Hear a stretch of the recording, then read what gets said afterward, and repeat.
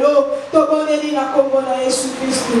L'homme ne vivra pas de pain seulement, mais de toute parole qui sort de la bouche de l'Éternel. Seigneur Ngoma Ekoki, Yayo Kolesa Molimo na biso. Parce que ceux qui esprit à nous ezali faible spirituellement kokokate, oh mon Dieu, mon roi régner, akokoka même pas posala na succès, akokoka même pas éternel Dieu des armées pour affronter du peuple à mokili oyo. C'est pour cela au travers ta parole, oh mon Dieu, mon roi, molimo na biso. Et yebaka nzamba lola na kozwa bilei oyo esengeli enfin que Père Céleste tozala fort na tiki moment na maboko na yo Seigneur Jésus tika ete Saint-Esprit kozwa contrôle ya nyonso kati na oyo esika na kombo na Yesu Kristo na telemeli milimo nyonso oyo ekoki kopoursuivre ndeko mwasi mpe mobali. Oui, pour qui vous à l'intérieur, éternel Jésus-Christ, objet mon corps, oh, nous t'avons mis les sika oro, n'a dépouillé esprit, on a combo na Yesu Christ. Nous pète le Saint-Esprit que souffle quatre na oro sika, n'a tina, oh mon Dieu, mon roi, n'a qu'on anéantir, non chose à dire que ça va gloire n'a été dans ma pensée na biso, n'a combo na Yesu Christ. Na débrouillé na kati ya pensée pe raisonnement ya moko na moko forteresse nyonso ya ténèbres pensée nyonso obscure kati na oyo esika ezala anéanti au nom de Jésus-Christ. Dominé pe régner avec absolu du début jusqu'à la fin. Nous avons ainsi prié au nom de Jésus. Amen. Amen. Yesu Kristo mabaka. Wekela Yesu Kristo mabaka. Alléluia. Alléluia. Dans son palais, tout se criait. Dans sa grande maison, tout se criait. Dans son palais, tout se criait. Gloire, gloire, gloire. Mettez Yesu Kristo maboko. Mettez Yesu Kristo maboko. Nzambe yapambola bino.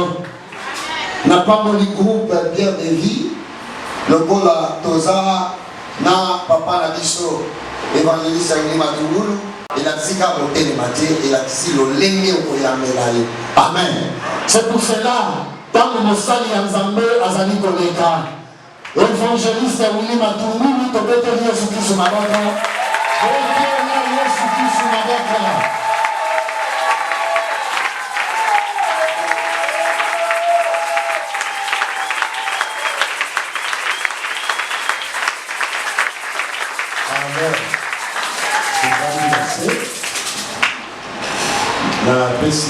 Merci.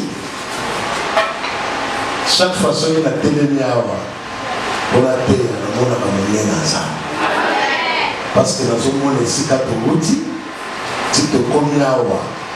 que Dieu existe. Est-ce que nous l'avons bien? Alors, la ligne, toute les mains, la mission, 2 lois. 2 versets 6 à 14 après Tovani. Non, bon, à côté il y a quelques versets par la moko. Attaquez l'émission 2 rois. 2, 6 à 14. 2 rois chapitre 2 versets 6 à 14. Amen. Élie lui dit, Élie a l'obinaye, reste ici. Tikala awa, Je t'ai pris. Car l'Éternel m'envoie au Jourdain. Il répondit, l'Éternel est vivant et ton âme est vivante. Je ne te quitterai point. Et ils poursuivirent tous de leur chemin.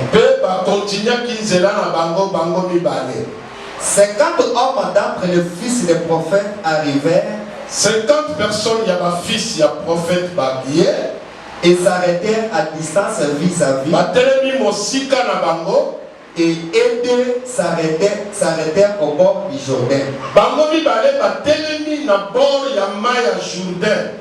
Alors Élie prit son manteau, les roula et en frappa les eaux qui se partagèrent ça et là. Et ils passèrent tous deux à sec. Lorsqu'ils eurent passé, Élie dit à Élisée, demande ce que tu veux que je fasse pour toi avant que je sois enlevé d'avec toi. Élisée répondit qu'il est sur moi, je te prie une double portion de ton esprit. Élisée alobinaye eya likolo nanga biteni bibale ya molimo ya esprit na yo. Élie dit, Élie alobinaye boy. Tu demandes une chose difficile. Ozo senga eloko moko eza passe. Mais si tu me vois pendant que je serai enlevé d'avec toi, soki okomona nga ntango na kobanda kolongwa konetwa na yo, cela t'arrivera ainsi. Makambo oyo osengi nga ekokomela yo lolenge wana. Sinon, cela n'arrivera pas. Sinon te ekokoma te. Comme il continuait à marcher en parlant, voici un char de feu et des chevaux de feu les séparèrent. Et Élie monta au ciel dans un tourbillon.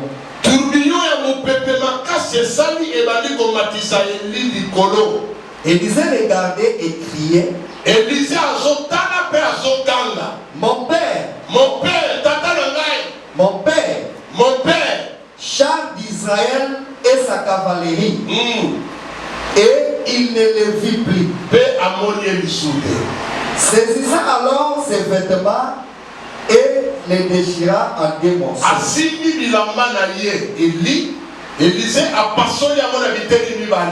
Et il releva les manteaux qu'Élie avait laissé tomber.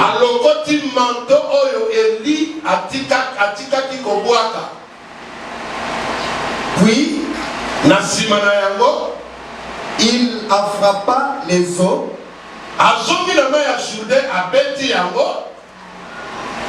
Et dit, où est l'Éternel, le Dieu d'Élie?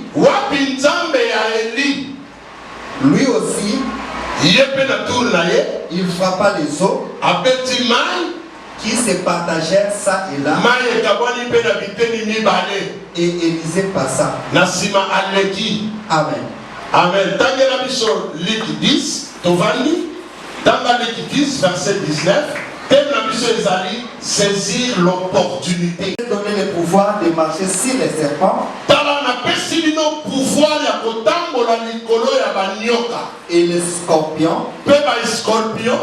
Et sur toute la puissance de l'ennemi. Likolo la puissance nyonso ya mongunya. Et rien ne pourra vous nuire. Pe loko moko te ekosala bino mabe. Amen. Tangela biso Matthieu 10, verset 1. Matthieu chapitre 10, verset 1, j'ai dit la parole de Dieu. Amen. Puis ayant appelé ses 12 disciples, il leur donna le pouvoir de chasser les esprits impies et de guérir toute maladie et toute infirmité. Amen. Dans le verset sous Jean 10, verset 18. Jean chapitre 10, verset 18. Verset 18. Jean 10, 18, je lis la parole de Dieu. Oh. Personne ne me l'ôte, mais je la donne de moi-même. J'ai le pouvoir de la donner et j'ai le pouvoir de la reprendre. Tel est l'ordre que j'ai reçu de moi. Amen. Amen. Cannabis. Namona yo Yesue. Namona yo Yesue. Oh my namona yo Yesue. Natongo ya lelo namona yo Yesue. Oh ngai na yo kayo Yesue. Nobela ngai na yo kayo Yesue. Oh nanya kokani na yo. Yesu azali nzambe. Yesu abongwanite. Yebisa nzambe na tongo ya lelo nguya na yeza le tranche te na bomoi na yo. Mais loko moko ya sika et c'est passé na bomoi na yo. Obima jamais lolengo kotaki. Tobonde nzambe bonde la bien-aimé. Bonde la pona vie na yo. Awa na ye na des opportunités. Alléluia. Muto ya za rempli du Saint-Esprit. Asa déjà na idée. Ya makambo elingelo ba mana moma. Alors, na roi nazomona Élisée ba consacré ye, ba poni ye et pas ya Élie. Pour être un jour ce qui est mis à l'ongwe, Élisée a remplacé. Alléluia. Tant qu'on a la Bible, Bible zoloba Élie a tei le batbalidi gogo la tei. On dit que tous les prédicateurs, et ça se passe au terre, les mathématiques à l'île même. Et ça passe, alléluia. À ce terre, à ce qu'on a bandimé comme un copiste. À ce terre, bandimé comme un soula. À ce terre, bandimé comme un diamé. Bandimé comme un biyubi. Nous n'avons qu'un Bible dans le terre. Qu'est-ce que je vais prêcher? Oh, Moussa n'a pas couronne, alléluia. Couronne ezatamu na zobota mbuma na musala na nga. Betako batu bazobongola mitema, bazotambola na obéissance. Nenga eba nzambe nazozwa couronne. Alléluia. Maintenant Élie a tei, batu bazobongwa na te. Élie a ke bombama. Nazobenda yo pona mema yo ndenge ni na yo okuta na Élisée. Élie a ke bombana. Nzamba luki Élie azuyete. Bible lobi Élie a ke bomba mana torrent. Na lidusumo ba bombani. Mais à sentir mon peuple moko ezo de kanibanda a comprendre que bon nzamba. Alléluia. Taba bini nzamba tuni Élie. Ozo salaminya. Élie a yebisi ye na tei. Batu bazo bomba na tei. Na note asube. Alléluia. Alléluia. Na tei batu batikali les mains. Autant de belles miracles Élie a salaki. Autant que quelques miracles qu'Élie a fait. Et quelques miracles qu'Élisée aussi a fait. Élie a sali de belles miracles. Mais les gens sont restés les mêmes. Il y a un miracle bon la kamutumote maté. Mais l'autre bon la kamutumote c'est la parole de Dieu. Alléluia. Et c'est Dieu lui-même. Ce qui nous a disposé à cause de la prédicateur mais païen. Alléluia. À cause de la protocole païen. À cause de l'intercesseur de l'église le païen. À cause de la musicien païen. Parce que nous avons simba moté manayete. Est-ce que vous l'avez bien? Maintenant, tant nous avons Élie, alors qu'il est au Gouvernement, le roi, tout ça. L'histoire de ça, Élie na Élisée. Alléluia. Nous avons dit que Moutumoko a consacré. Le col a prophète. On a remplacé. Le col a eu le mieux côté à souter. N'a forcé au thé. Alléluia. Au salut nuit. Mais consacré Élisée. À la prophète, on a remplacé. N'a dit bien à ton walero. Tu as le pouvoir de Dieu en toi. Mais tu ne le sais pas. Mais on a saisi l'opportunité pour exploiter à côté. Maintenant, Bible Élie a choisi Élisée. Et comme maintenant, tant que non, Élie, il faut attendre. Parce que mission a été ici. Nous avons besoin de l'éveiller. Mais mon livre, mon a soufflé Élisée. Alors, il mettre la yo, l'élo. Nous avons retourné à l'école à Moutunayo. Alléluia. Élisée a dit non, non. Ce qui a dit accueilli, nous avons bénéficié. Mais nous avons saisi l'opportunité qu'on a monté. Ba miracle on a mona, on a yoka, na botika yake nelolenge wanate. Bible nomi. Elia yese disait tikala, nzamba zoti ndanga. Elisa nomi te, nzambe no azana bon. Moli mole azana bon mole. Ngana motikala te. Parce que le problème d'Élisée c'était quoi? Nguya oya za omona wana. Azwa yako. Na ninyo na ngabe. C'est ça qui est l'opportunité, il y a qu'on se retrouver pénétré à Élie. Alors, pour occasion, on a suivi. Il y a qu'on se retrouver pénétré à Élie. Nous avons l'extérieur pas maté. Alléluia. Je dois bénéficier de l'onction qui marche avec cet homme. Peut-être qu'il y a une grâce. Au Canada, déjà, on va passer des bénis. Au bazar, on a une onction. Mais tu n'as rien bénéficié. Parce que nous avons saisi l'opportunité. Alléluia. Chaque fois quand je viens ici, j'écoute Élie prêcher. Et ça m'a la joie. Alléluia. Alléluia. Parce que je lui avais dit que tu serais un prédicateur fort. Ça fait plusieurs années aujourd'hui.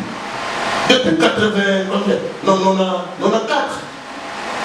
Le refoulement a fait mon nez dans le 4. 2004. Voilà. Depuis 2004, quand je lui ai prêché, on a passé une délivrance, on a bondé à Kangwani, on a mené à Zaina Batonga Balongolié. Nous avons dit à ses frères que je le fais mon serviteur. Alléluia. Mais si nous avons dit que ça na yo pasteur, mais que ça na yo puissamment, c'est très akamoko via sanctification. Alléluia. Ce qu'on dit à batongo na yo, c'est très akamoko. Tout ça et ça te compte ça quand ça me bambongo, okobo kakana yo lukuta, moke somba kalisumote. C'est le sang qui a acheté, qui nous a racheté du péché, n'est-ce pas? Ce n'est pas l'argent. Alors, awa, bakati si bakomi le maille à Jourdain, alors on lui manteau, à petit maille et kamani bakati, Elisa Zomo. Bakoma na ngamu, à tout Élysée, on lui dit na sa eloni. Ceux qui n'ont tenu frère. Yesu a na sa eloni. On se dit millions, comme ça, multimilliardaire. Alors, comme ça. Mais Lisa comprenait que l'onction qui est avec cet homme, c'est le million. Ah, on a dit la piété. Il a des millions, je vous dis, frère. Car pour nous, on va exploiter grâce aux actes qu'il a notés. Nous avons une onction ensemble. Muto ya lobaka nzamba azomi yo kaye aleki bato bazana bamillion nga place nazana flat wana bapetro na bazoyebisanga o mutu te naza na mbongo o mutu te naza na mbongo nga nayebisi bango baa na mbongo te mais nga naza na pouvoir ya koenrichir mpe ya koappauvrir. Alléluia. C'est que c'est moi le multimilliardaire. Lelo nazochanger confession na yo. Confession à yo et qu'on a toujours le même thé. Moi je te dis frère, quand la pauvreté a l'hypothèque, mais le pouvoir qui est en toi peut faire de toi un multimilliardaire. C'est seulement que tu aies la foi. Alléluia. Grâce à ça, même la koyemba et qu'on tombe la yo. Mon conseil, ça la fait. Alors, il y a un groupe qui a une église à Élie Kalamba. Est-ce que vous l'avez bien? Maintenant, quand vous, bakati ici, Élisa a ici Élie. On peut s'en aller loin. Nous avons besoin d'onction. Makambo mona moni yo salaka. Onction wana pesana avec double portion. Alléluia. Alléluia. Élie a ici le cambozo c'est un les passe. Mais souvent comme mona ngata nous avons pas banda pour enlever là. Le cambo sendinga et koko kisa. Bible nous dit tout d'un coup moto char ya moto kaboli bango. Élisée a vendu au mata. Élie a été obligé à attendre à mon anenda soke. Quelqu'un a crié. Mais tant qu'à l'imoué, a remarqué que manteau y a Élie. Maintenant, il y a témoin sur le revêtement de la puissance. Alléluia. Mais on a sauté un revêtement de la puissance. Manteau est l'ongoué, tikali kokwea. Élie a compris que mutu soki eza na bato omona oyo bamemaka leso na ye kuna yango abotaka te bongo te oyo bakata mo ete na elamba na ye yango baboma ye parce que elamba eza nzoto ya mutu nga elamba mwasi na nga ata ti maputa awa soki nayoki ka solo ya mabaya na se ya mapeka je sais que ça c'est pour ma femme. Je vous dis frère. Alléluia. Okama. Kuna yebi solo ya nzoto ya mwasi nanga. Na yebi solo neta bache parfait. Na yebi solo neta to na mwina to na sukolité. Na yebi comment elle sent. Est-ce que vous l'avez bien? Maintenant, azui elamba wana. Alongoli ya boaki. Akomi na maya journée atongoli kaka même elamba. Ça signifie que le miracle qui marchait avec Élie et qui dit saisir l'opportunité. Élisée a saisi l'opportunité, à comprendre que qu'on va la permettre de monter le bon anga et qu'on ne tende pas mater, il faut bénéficier de la grâce au étant de la canaille. Alléluia. Tango kama mina mutu talaka plus ba grâce na ye. Kotala ka berel na ye te. Soko tala berel ya batu. Oko penda ka ba grâce. Alléluia. Etala mutu mususu ka pese kaka. Moi demi sani ya nguba. Mais 10 mois après a commis na 100 sacs ya nguba. Mais mususu ka pese 10 sacs ya nguba. 10 mois après azana sa commis ya nguba. Alléluia. Même la classe de Zakoloba. Est-ce que vous avez bien? Place au complet à expliquer. Quand on a sobaté, Zobeza le voir moto à décourager à Kaba. Ça n'a pas ça à voir aussi batté. Ah oui, le collègue aussi batté. Mais quand on a moto à dire ça à des filles, tu dois arriver au point à ça à des filles même pour la vie. Est-ce que vous avez là? Parce que tu as le pouvoir. Mais c'est le mal à dire sa vie. Bien aimé, Élie a le premier grand prophète de la Bible. Premier grand prophète en Israël, c'était Élie. Pas prophète Bazalaki, mais grand prophète, oh Saraka va miracle belé, c'était Élie. Au moment Élie a prié qui pour être moulé bétaté, rosé zalaté et coquissanaki. Est-ce que nous avons que tu peux faire une telle déclaration? Mais Élie avait saisi l'opportunité. Alors, nous avons fait Ninga. Et Seigneur, il a saisi les malades. Alléluia. La Bible nous dit que Dieu est derrière la parole de ses serviteurs pour l'accomplir. Élie a compris que tout ce que je vais déclarer, Dieu sera derrière cette parole. Vous dites ça va. La salle d'expérience qu'on a mis. La salle d'expérience qu'on a mis. Et j'ai confirmé que Dieu marche derrière la parole de ses serviteurs. Serviteurs saints.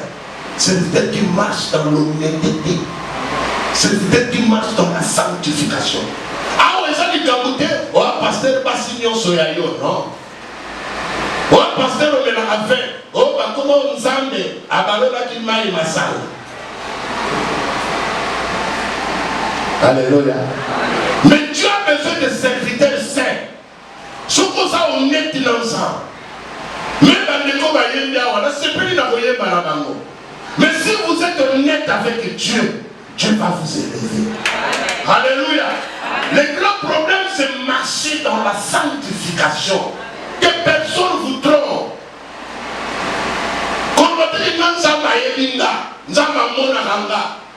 Moïse, Dieu l'avait choisi.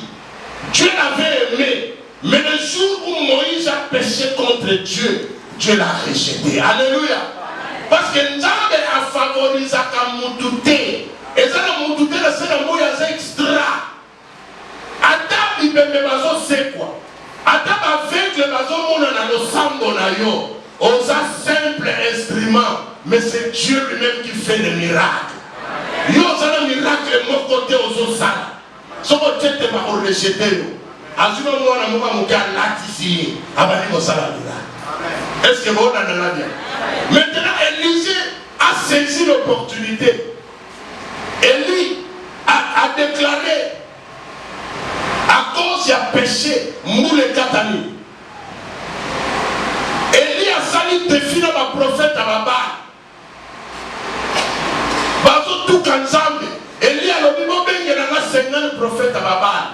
Bazo ngombe mokobo chango ni kolo et tourné. Aïssa prophète à barre. Obé l'ensemble de la vie. Montre où t'as dit kolo. Ainsi qui ça. Alléluia. Bible le dit, ma prophète à barre, ma bundani, rien. Mais lui la tour naïe. Amenez si ma mon père m'a dit, moi, so banane mai. Pour mai na moto, et si ma carte. Alléluia. Alors, il va so banane. Alors, il va so panisous. Na si ma n'a tombe de ma boque. Moto ou dit kolo. Et si qui si meka. Alléluia. Et lui, a qui sa puissance est ensemble. Nasoya place na bimina memayo. Tu vas prier aujourd'hui. Il faut changer de confession na yo. Tu n'es pas comme tout le monde. Alléluia. Et Dieu est avec toi. Dieu ne t'a pas aussi abandonné. Maintenant, Élie a déclaré Monte Kiti. Bible dit, Élie a déclaré Moule Katani. Mais si matango, à Jésus, ça s'est prière Moule Salini. Et Songi. Mais ce qui est dans la Bible, au moment où Élie a la moussi, moi, il a fait face à l'État. Il a fait beaucoup de miracles. Il a déclaré l'enfant est revenu à la vie. Nasukanamo a wendre Élisée. Élisée a l'obité. Je dois saisir cette opportunité. Élisée l'a dit, Tina Souka.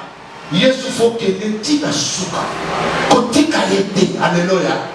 Ce qu'on t'a dit, Jacob, parce que pour Nananza, Abundi, Togo et Zotana. Nzamba c'est tikangana so kende to pa lobi na kotika yote so ko pa molanga te. Alléluia. Mais suka na monza basala kili apambola kili ayeti ba kobengo so Jacob te mais tu seras appelé Israël. Alléluia. Parce qu'il avait saisi l'opportunité. Muto ya nimeli Yesu lokola mo consiper mo bikisi. Il faut saisir l'opportunité. Na kotika la pembela Yesu te. Nakotika na jamais pembe na Yesu na balate. Nakotika na jamais pembe na Yesu bandoki batungisa akavinanga. Na sens ni. C'est que nazo yebate na sanana. Alléluia. Je dois saisir l'opportunité. Élisée a saisi l'opportunité. Bible dit Élisée a recevoir double onction. Accompli par miracle pelé. Mais Élisée a ressuscité. Moi, il y a la femme Sinamite. Alléluia. Il a aussi fait des miracles. Pourquoi? Parce qu'il a reçu la grâce qui marchait avec lui. Et il a aussi opéré des miracles. Bien-aimé, je vous donne le pouvoir. Nazo Pesabino le pouvoir. Élisée a saisi. Double portion à Yopesanga. Pendant ça, la paix est un miracle. Alléluia. Mais dit, je vous donne le pouvoir. Donc déjà, c'est plus que nous avons deux pouvoirs. Alléluia. Nous avons deux opportunités. Awa, Élisa Kangamina, Eli. Alors, l'opportunité, on a suivi. Il y a autant de Eli, nous avons négligé un mot jamais. Yes, on a dit que je donne à votre pasteur le pouvoir. Yes, on a dit que je donne au prophète le pouvoir. Mais il dit, je vous donne le pouvoir de chasser les démons. Alléluia. De guérir le malade. Et personne ne peut vous nuire. Oh. Dans cette expérience de l'église, dans la province, dans tel nécessaire moment, on a signé dans ma peau. Est-ce que tu crois que Dieu t'a donné le pouvoir? Le Seigneur se comprend. Bon, on comprend que maintenant on peut son pouvoir. Alléluia. Même si c'est toi qui vas prier pour les frères qui est venu malade. Pouvoir les attaques, là, on guérir le malade qui fait mixer. Je vous dis, frère, Natina et Kedo prier. Akeda bonne la serabika. Alléluia. Akeda bonne la serabika. Nanjamalingi lelo. On comprend que tu es un homme différent de tous les hommes. Nanjamalingi lelo comprend qu'il a mis le pouvoir en toi. Le pouvoir de chasser les démons. Le pouvoir de guérir les malades. Et rien ne pourra te nuire. Les autres ont souffert. Tous dans la famille, c'est vrai. Ils sont dans ma famille à ma mère. Ma famille à Kindoki. Net na libota na nga koko. Koko na biso. Tanto ke kunda tata na biso na mbo. Koko na biso chef ya mandoki. Noko tata na biso chef ya mandoki. Na butu grand frère na nga lobi. Oh ngana landi aza pasteur. Apôtre Tony. Tapa butu kundi pe na butu. Alobia viola na kaka koko wa. Koko na sikoa mwasi akufa bana bazana Kishasa bakenda lupango munene na clôture sakaye moko. Bato bakota na lupango na yede.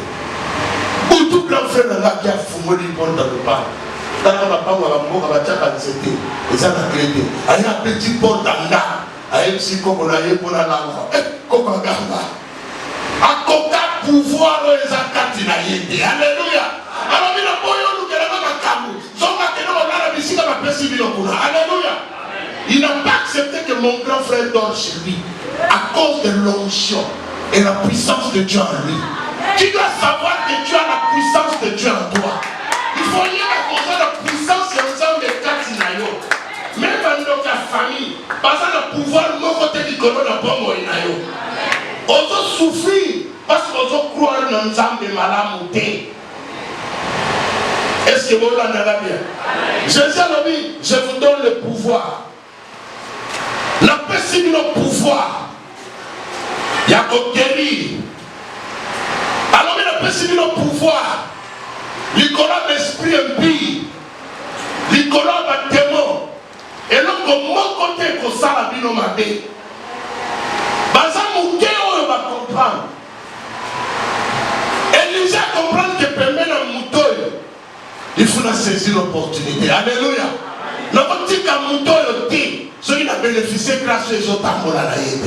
Mon frère, ma soeur, je te dis ce matin, quand tu as Jésus, ce qui grâce est à Jésus et que se manifeste dans la vie.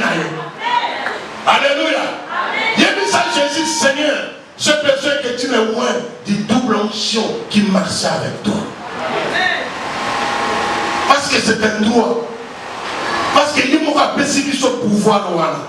Jésus a dit, nous avons côté à l'ongo la cahier pouvoir. Mais il y a après ça, nous avons se dégager. Asa le pouvoir à repérer, Asa le pouvoir à récupérer. Alléluia. Mais le pouvoir lui appartient. Mais Yonanga a dit que je vous donne le pouvoir. N'a pas perçu le pouvoir.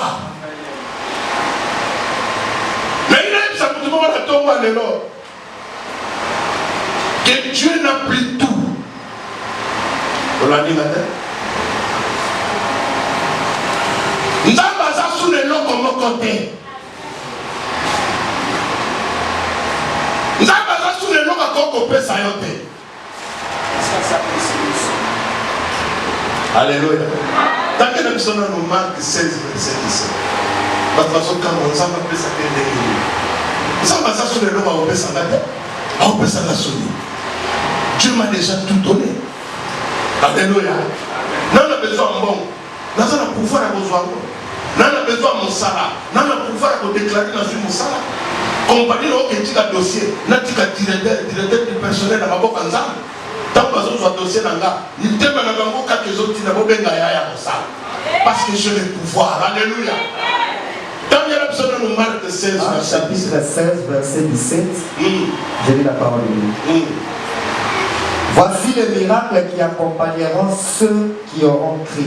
Alléluia. Est-ce que la Bible a dit que voici les miracles qui accompagneront les pasteurs? Voici les miracles qui accompagneront les prophètes, les docteurs, les musiciens chrétiens, les diacres, les intercesseurs, les protocoles dans l'église. Mais Dieu dit, voici le miracle qui accompagneront ceux qui auront cru. Oh, non. Ce qui finalement changé, c'est qu'on croyait en Jésus. Alléluia.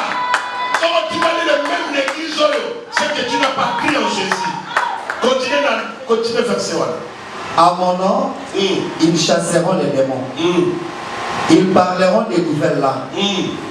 Ils saisiront des serpents. S'ils boivent quelques breuvages mortels, il ne leur fera point de mal. Ils imposeront les mains aux malades et les malades seront guéris. Alléluia. Amen. Nani aza malade? Nani aza malade? Aza malade.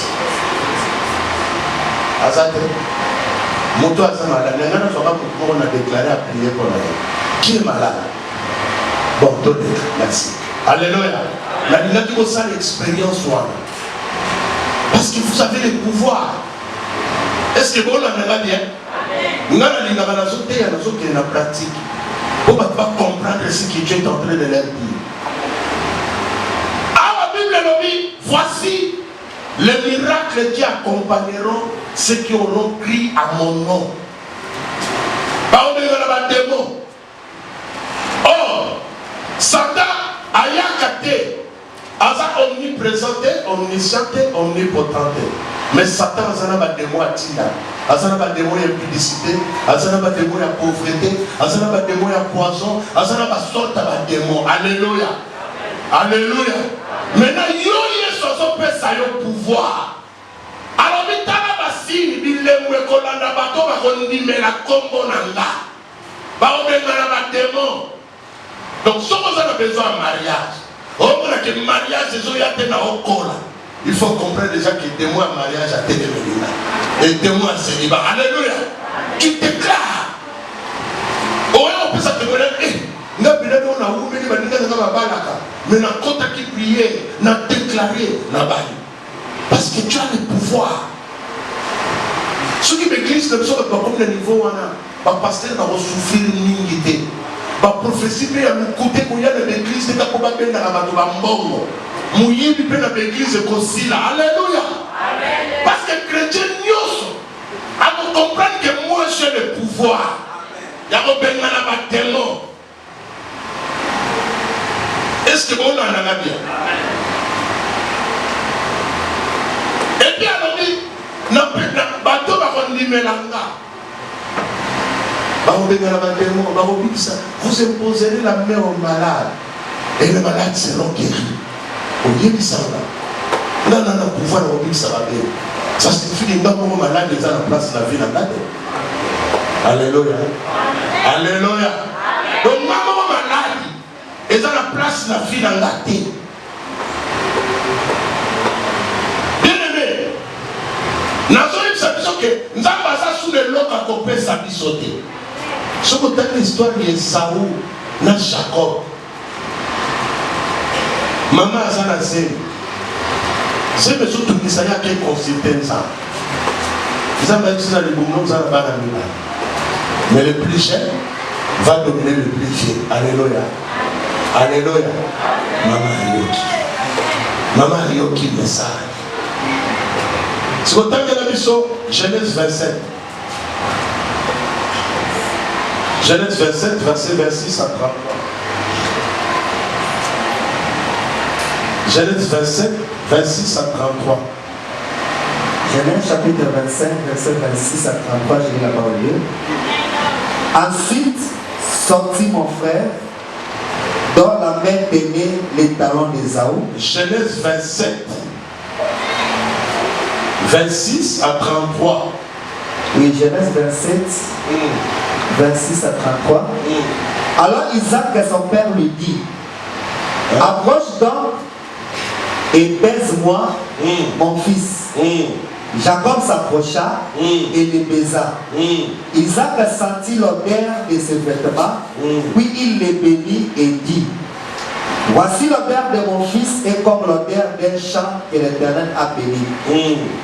Que Dieu te donne de la rosée du ciel et de la graisse de la terre, du blé et du vin en abondance. Que des peuples te soient soumis et que des nations se prosternent devant toi. Sois le maître de tes frères et que le fils de ta mère se prosterne devant toi. Maudit soit quiconque te maudira et béni soit quiconque te bénira. Isaac avait fini de bénir Jacob et Jacob avait peine quitté son père Isaac. Ésaü son frère revint de la chasse. Il fut aussi aimé qu'il porta à son père et il dit à son père que mon père se lève et mange du gibier de son fils afin que ton âme le bénisse. Isaac son père lui dit, qui es-tu? Et il répondit, je suis ton fils aîné Ésaü. Isaac fut saisi d'une violente émotion et il dit, qui est donc celui qui a chassé du gibier et me l'a apporté? J'ai mangé de tout avant que tu vinsses et je l'ai béni. Aussi sera-t-il béni. Amen. Alléluia. Alléluia. Maman ayebaki histoire ya bano mibale. Mais nata mutata bengi Esaü kende omelanga nyama lambelanga na lia na pambola. Mama bengi Jacob. Ase zoka nyama kuna yaka na ngoro na lamba na pesa tata opnemela tata na bino pambola. Problème na ngeza kuna te. Tamba pamboli abiya kei. Esaü. Alléluia. Tata azali sur le loma pour pesa Esaü. Parce que toute la bénédiction était parti avec Jacob. Est-ce que vous l'avez vu? Si vous avez dit, mais si vous n'avez pas mouru, si vous n'avez pas essayé, si vous n'avez pas exercé droit, il y a qu'on récupère la pésailleté. C'est ça le problème. Alléluia. Jésus a dit, je vous ai donné le pouvoir de chasser les démons. Moi, je pense que Jésus que vous avez une onction pour chasser les démons. Na oseka sous Jésus. Na opieka kwa mtazala bademo babimi. Alléluia. Alors il guérissait les malades. Moi la sous Jésus que ouais moi de l'onction pour guérir les malades. Non. Quand je crois en Jésus, il me donne le pouvoir. Et de mon côté, je commence à exercer le pouvoir que Jésus m'a donné. Est-ce que vous l'avez bien? Ce sont les hommes de paix de foi. Oh, basenga, Nzambe, Nabiki Sabat, Nzambe na Salaboui. Mais quelqu'un qui a la foi, qui a la connaissance de Dieu, il sait que quand j'ai reçu Jésus dans ma vie, il m'a donné le pouvoir. Et le pouvoir là est avec moi. Alléluia. Dans la mission 36 à 37, qu'a parti il y a Genèse 27. Au moment où tata c'est que je n'ai plus rien à te donner. Nasa sous le long à couper sa yote. Parce que j'ai déjà donné à ton frère. Alléluia. N'allez pas que Dieu n'a plus tout. Donc nous sommes ambassadeurs après sa mission. Yo le numéro pendant que c'est le droit na yo. Genèse 27, 36 à 37. 36 à 37. Ésaü dit, est-ce que parce qu'on l'a appelé du nom de Jacob, maintenant qu'il vient d'enlever ma bénédiction. Et il dit, n'a-t-il point réservé de bénédiction pour moi? Isaac répondit et dit à Ésaü, voici, je l'ai établi ton maître, et je lui ai donné tous ses frères pour serviteurs, je l'ai pourvu de blé et de vin, que puisse donc faire pour toi mon fils? Alléluia, alléluia. Esaü a tout dit tata. Obobi atanda ni pamboli te ponanga. Tata le bitu. Nasi na consacrer, na établir le chef na yo, na établir le chef de ma frère na yo, nasa sune loka au salade. Alléluia. Je n'ai plus de bénédiction pour toi, car j'ai tout donné à Jacob. Or, à sa tata, à quoi qu'on déclaré. Alléluia. À quoi qu'on déclaré pour la moine. Mais il y a des signes que l'homme est assoudé. Nanimina racine na tomba le Jésus a zoé bisayo. Qui a assoudé l'homme à copé sayoté. Mais il t'a déjà tout donné. Ah, aux autres la nana bien. Na quoi lobby, j'ai tout accompli. Donc Jésus, Moutounio Sazon Libélaye, accompli ça, nous sur la croix pour naïe. Est-ce que bon la nana bien? Jésus n'a plus rien à te donner. Le pouvoir est avec toi. La gloire, l'honneur, l'élévation, il t'a donné ça. Yonde siko bangaye, yonde siko yo, kota na profondeur. Banda mena ko exploiter ba droit na yo. Banda ko exercer pouvoir na yo. Place aux hommes le blocage déclaré. Alléluia. Aux hommes où il n'y a rien de marche, déclaré que j'ai le pouvoir de chasser la pauvreté, en fait d'appeler la richesse dans ma vie. Au Kobenga Yango et Goya na vie na yo. Le problème est que dans l'église na biso, tozo yeba ko saisir l'opportunité. Moi na limela Yesu, na tambo na Yesu, na liaka na Yesu. Oh, na ko souffrir. Je vous dis frère. Alléluia. Alléluia. Yesu a dit comprendre à ton alléluia que tu ne peux jamais souffrir. Parce qu'il t'a déjà tout donné. Yebisanga, Eli a zonga isusu, poya owen ressources Élysée. Quand Abanda saisi cette opportunité, voilà, avec exploiter grâce, alléluia. Saisir l'opportunité ce matin. Jésus t'a déjà tout donné. Osa n'importe qui, osa malheureté, osa pauvreté, osa mouto te bambuna na yoba sala café que tu suies. Osa mouto te bambuna qui va sala café que tu engloutir jamais. Alléluia. Parce que Jésus t'a donné le pouvoir de chasser les démons. Démons à célibat, démons à stérilité, démons à pauvreté. Na vie na yo ezana pouvoir te parce que yo ezana pouvoir ya kobenga na yango. Mais na yo ozoko okoma kobanga. Moi ça m'étonne. Nazo tala Abraham ça m'a bimisi na Charan. Aïe que na terre promise. Abraham a commis la terre promise à cause de Nzala. Abraham a quel Égypte. Alléluia. À cause de Nzala. Abraham a quel Égypte. Tant Abraham a commis l'Égypte, alors il a moissé à Kitoko. Le roi moissé n'a pas maman chez là. Ah, bon, mon aïe. Yo, mon aïe. Azamabe. Moi, si Kitoko m'a dit, je vous dis vrai. Dans ça qui choisit que partout dans le Kota, il y a 6 seniors. Et c'est là que j'étais où ma mulher, muito bonita. Plateau na okota bato bake motoyo azana mwasi ya kitoko makasi. Alléluia. Mais nataka Abraham akoti na Égypte. Aïsi Sarah koloba te koza mwasi nanga parce que koza kitoko makasi. Donc il faut yeba que mwasi na yo azala kitoko. Yo moko soko yeli ya moto banolinga ba makambo parti par là ti obebisi vina. Alléluia. Attends, pas besoin de m'appeler. Attends, pas moi si la yaza est l'équité qui tombe. Yo mon raïe qui tombe au les capacités nyonso. Au dit qu'à la fidèle n'est pas inalé. Alléluia. Parce que beauté a nous dépendant dans mon moto ya lingi. Et ça te débat tout nyonso ba olinga ye. Mais natango ayebisi d'une lobby bakoti na mboka bazwi mwasi bakepesa Farao. Namona ngona ka fufu ya yebi. Tozali na groupe ba trafiquant ngona ka fufu. Ba choli nyonso bakota ka fufu. Il faut pas qu'il y ait ma balle. Surtout sur les célibataires. Bah, jolie fille, confie moi, ça va confier à Yann, mais c'est celle là. À son âme, c'est dans ces syndicats-là, pour beauté et qui. Bah, là, qui s'est là de là, bien, à Kéna. Alléluia. Donc, on a vu des gens comme ça.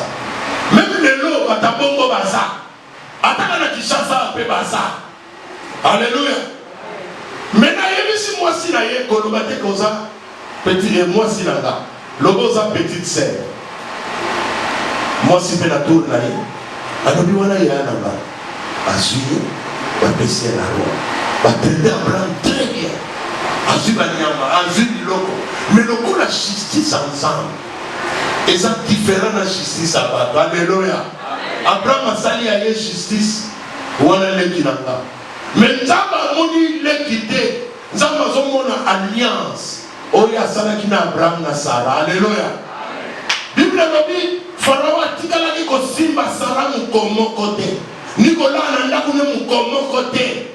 Mais asoye loko a mwasi na ye. Ba pese nda kwaza ina basebele. Nzamba kiti a frappé ndako. Na Abraham. Et a frappé ndako a Pharaon. Na ba pota. Alléluia. Donc Pharaon luka yeba. Malaju le uti wa. Il faut découvrir que Sarah a sa moitié Abraham. A sa dit qu'il a été. Pharaon, c'est que vous avez dit elle dit pourquoi on déclara que Sarah a sa moitié il a eu sa mouton à tomber. Il a célibataire. Mobile n'a eu à salir. Déclaré 4. Ce qui diable la Kanga est déclaré à votre Tikaya et à Balio. Alléluia. Ce qu'on déclaré, au moins on commis 45 ans, 50 ans, 55 ans, ok, il va la paix et il était. Ce qu'on déclaré que tu es un homme riche, diable a tani au Sunayo, au moins on commis dans 70 ans, 80 ans au Koufi, au Tikaliban à ta véloté. Alléluia. Pharaon a émis Abraham pour nous déclarer quitter. Donc Abraham a dit le pouvoir parce que il a quand dit colonne à Bambo. Alléluia. Par contre, il y a au mois sinanga. Il va si mal aussi pailleté. Au mois sinanga. Il va si parce qu'il avait le pouvoir. Est-ce qu'on a bien? On a le pouvoir de défendre les droits nayo. Les droits nayo, c'est ça qu'il faut pas. Les droits nayo, c'est ça qu'il faut son moussala. C'est ça qu'il faut pas moi. C'est ça qu'il faut dans la santé malade. Alors tu as le pouvoir de déclarer ces choses. Quel que soit Bitumba, quel que soit l'attaque à diable, mais nous avons le droit. Il y a déclarer que je suis guéri. Je ne suis plus malade. Amen. Alléluia. Parce que nous avons apprécié le pouvoir. Abraham a dit le pouvoir. Il a déclaré que moi si nanga. Mais il y a qui peut exercer le pouvoir en terre. Tous ces belles tous un pouvoir. On s'en apprécie biso. Mais t'as la langue de zone yokwama. T'as la langue de zone ça les hommes marchés. T'as la langue de zone tourner si kamoko. T'as la langue de zone rater ma diplôme, ma fiancée ma yaka ma kenya. C'est parce que nous ne savons pas déclarer. Est-ce qu'on a la bien? L'Oba n'a pas de pouvoir. L'Oba n'a pas de pouvoir. Il y a que comme sa vie dans le malade. Il y a que tombe la vie dans la. Pouvoir, il y a des pamboli. Il y a élévation. Il y a mariage. Et ça, il n'y a pas de moko. Moutou moko a un pouvoir. Kobanda lelo. Il y a que sa destin dans la.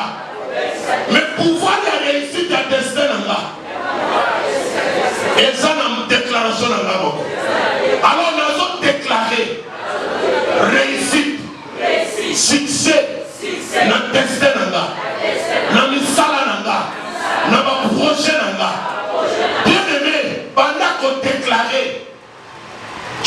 déjà donné le pouvoir.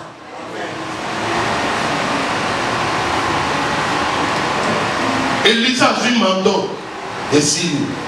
Jacob papa molié, yaya yé, tata lobi, attendant petite qualité, parce que je lui ai tout donné. Alléluia. Alléluia. Jésus a dit que son atombe à l'élo, son comme on a souffert, c'est parce que toi tu ne connais pas Jésus.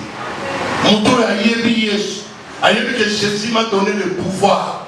Par démonion se sont tellement à chemin à yo, on benga na bango. Parce que le pouvoir de la vie na yo. Et cette question ont déclenché foi moko extra, foi moko audacieuse. Aux hommes de l'autre côté, mais ils ont déclaré que l'eau connaît ça. Est-ce qu'ils ont en a bien? Aux hommes de l'imbalité, mais ils ont déclaré que la balle. Nous avons une fille angolaise dans la noire. À Koli à Zobalade. À quelle église à Angolais? À côté de la bonne Libanais. À quelle église à Congolais? Beaucoup d'appelés à la Gabo. À quelle église de l'âme? À Congolais. Oh, il y a pas Angolais, oh, il y a pas Brésilien, oh, il y a pas Portugais. Alléluia. Mais, ils sont venus dans la grâce, Angolais va y aller. Parce que Congolais, il y a un miracle. Alléluia. Moi, je suis allé à l'église à Pondeli, à Yoki Maté, à la foi. À qui a sauvé l'alliance, à Zualé, à l'acte. Chaque bouton avant là, la voix, a dit qu'on déclarait mariage. A dit qu'on déclarait mariage. Et ça l'a 3 mois de bana opération. Quand l'église va Congolais, nous va tailler à ces peines-là. A bani, à l'acte alliance. Et dit qu'il y a un grand témoignage. Alléluia. Parce qu'on comprenait que nous avons le pouvoir. Nous avons le droit. Mais quand nous avons le pouvoir, nous avons le simba et un côté. Parce que nous avons la famille à zoter. Parce que nous avons la famille à zoter.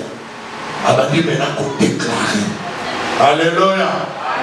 Abadi quand tu dois commencer à déclarer. Dans le 1 Corinthiens 6, verset 17. 1 Corinthiens 6, verset 17.